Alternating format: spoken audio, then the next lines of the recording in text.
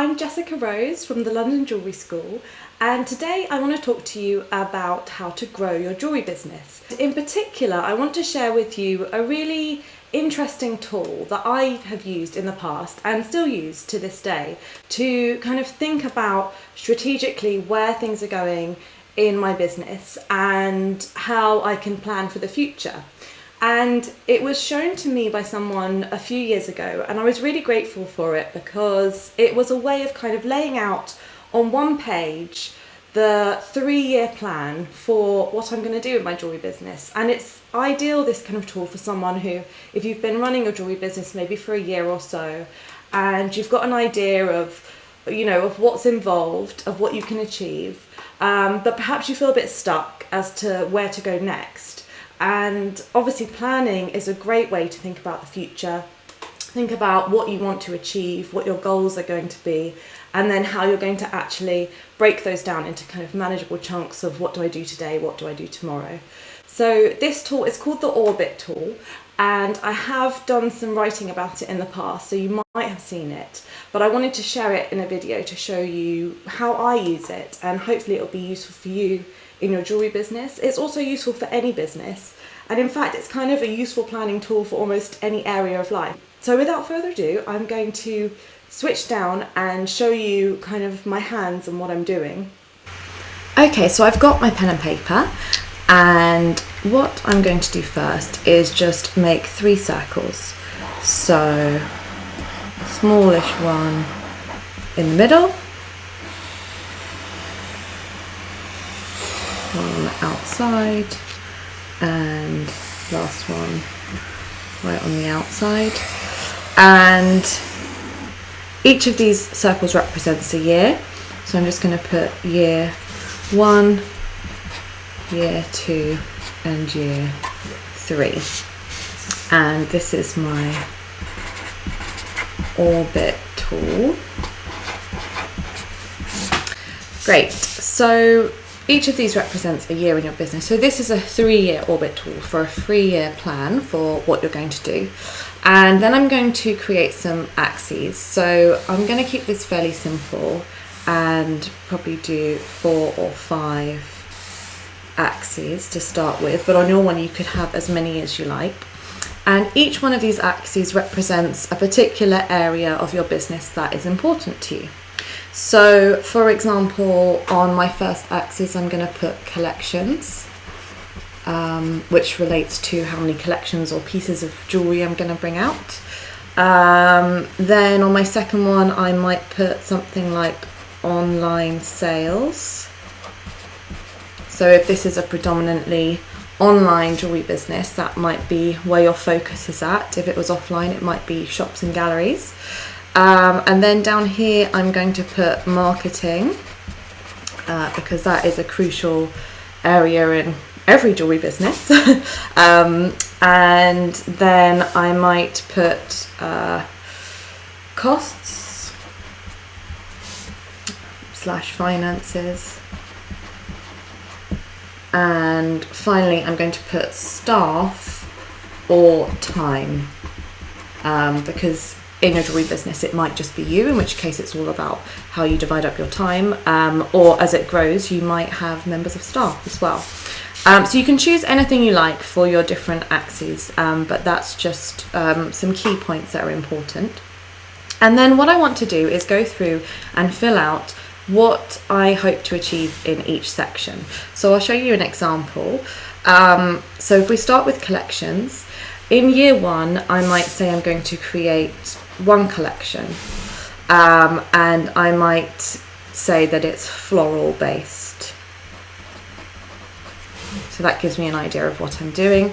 Then in year 2 I might say I want to grow the business, so I'm going to do 2 collections, one that is spring summer and one that is autumn winter, and perhaps I haven't decided what they will be yet, but I just know that I'm going to do 2 collections that year.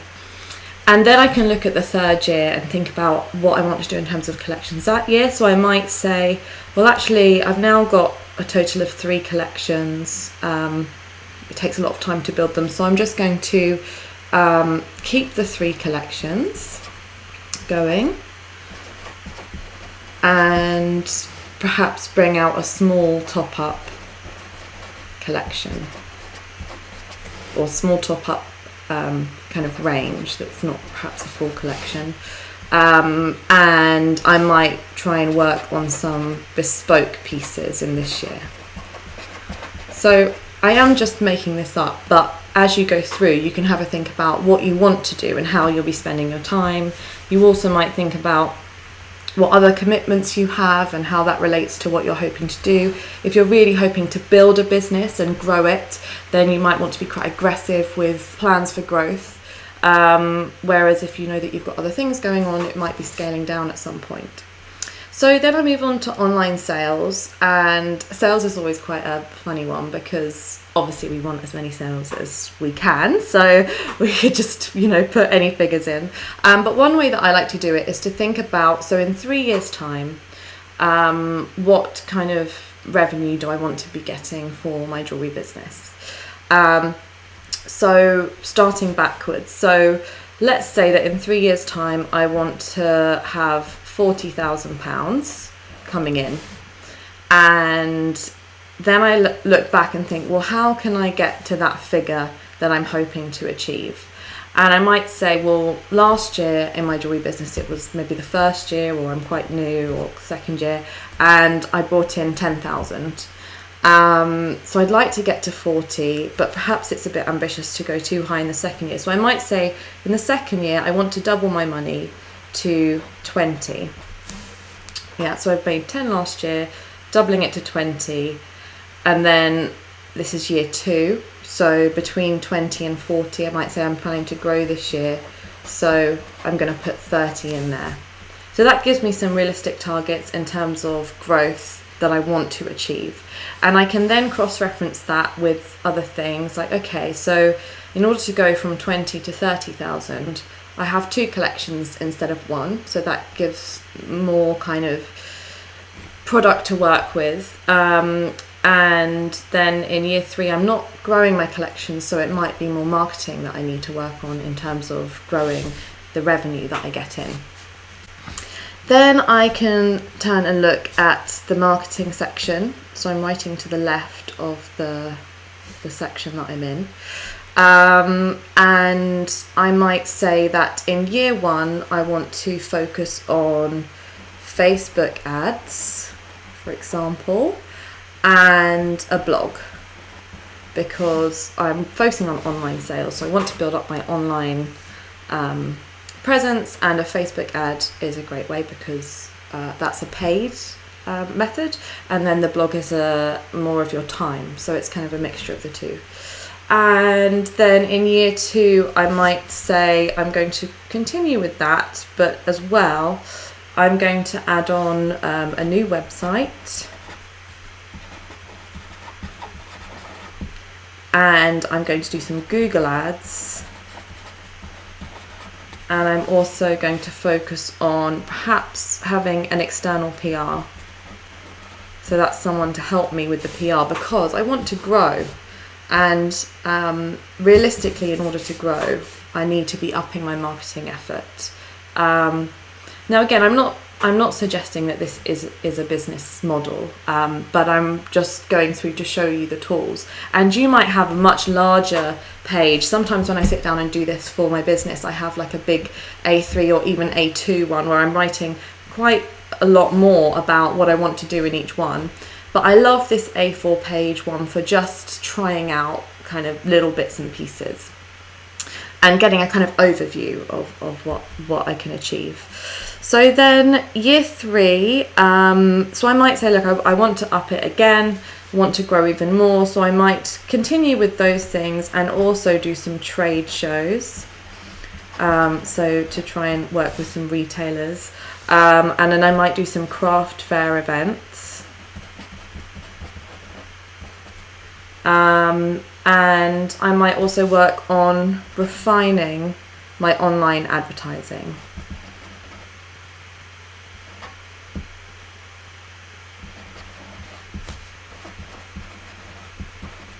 Excuse the terrible handwriting, but Hopefully you get the idea.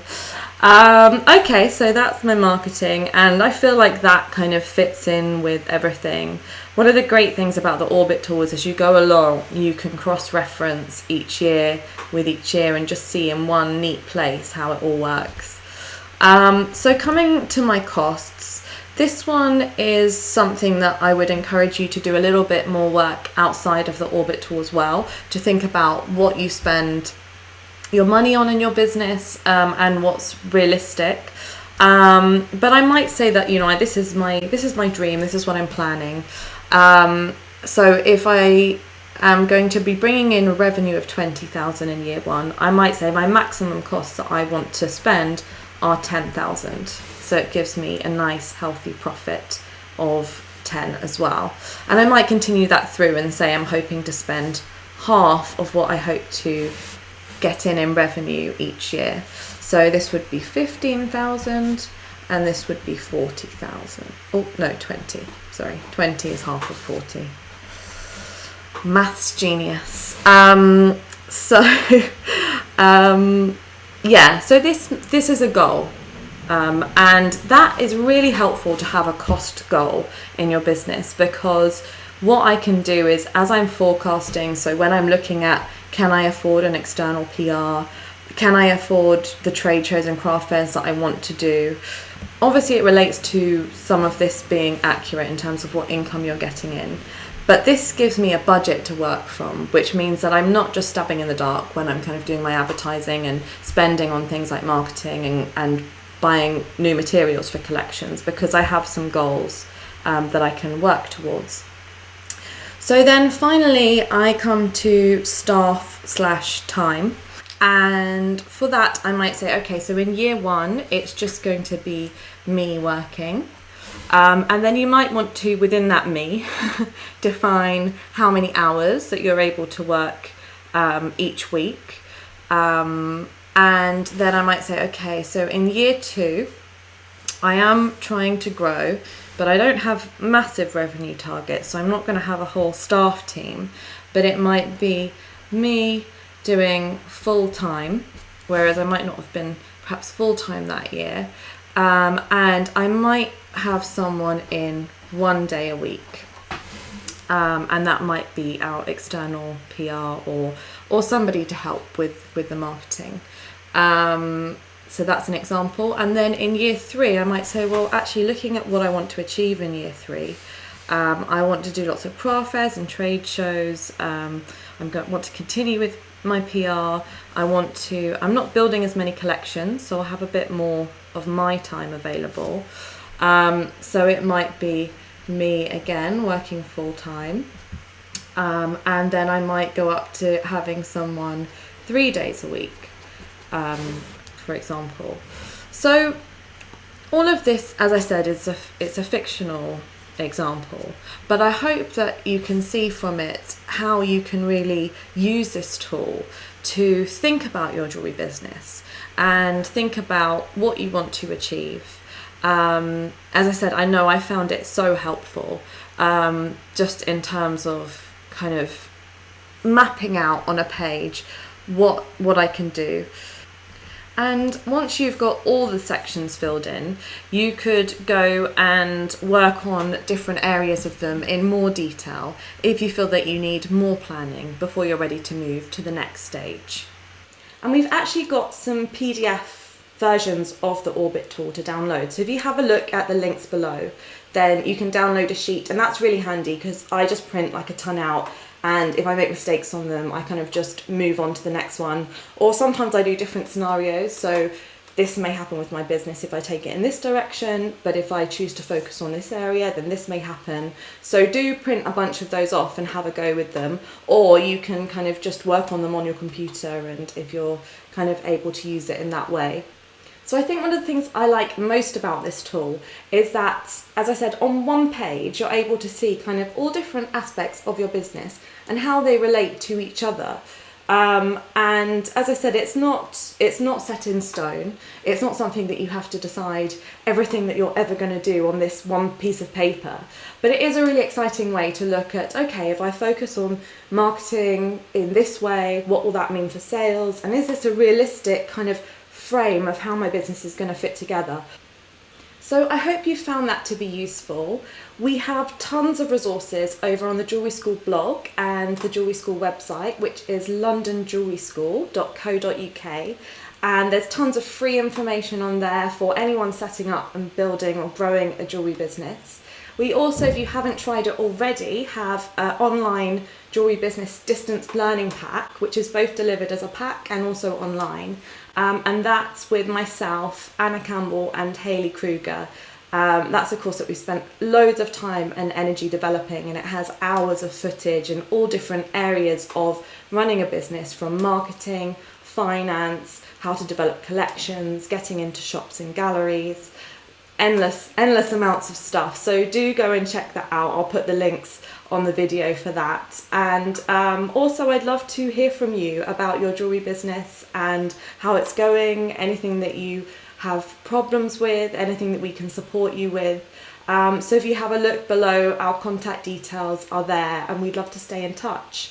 And finally, if you're interested in learning more jewellery making, we have an online site now called Jewellery School Online, and it is all about spreading jewellery making with the whole world. And there's lots of professional online courses on there, so do check that out as well. And I will see you on another video soon. Take care. Bye.